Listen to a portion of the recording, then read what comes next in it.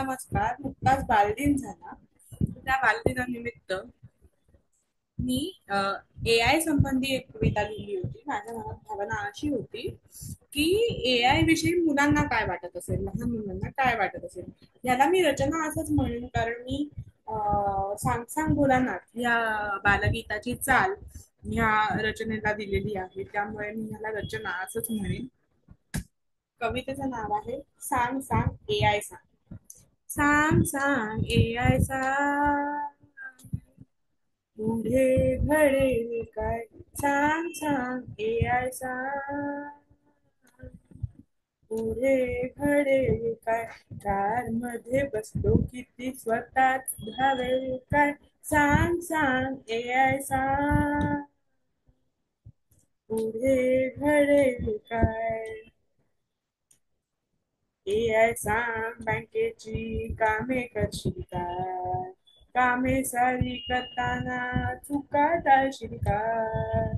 ए I सांग बँकेची कामे करशील काय.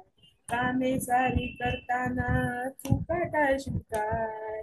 सांग सांग ए आय सांग, ते घडेल काय.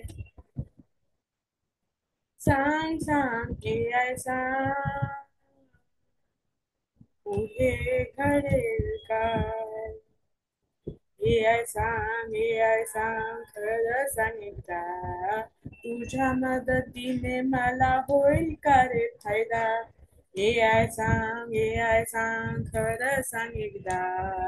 तुझ्या मदतीने मला होईल का रे फायदा. सांग सांग ए आय सांग, पुढे घडेल काय. सांग सांग ए आय सांग,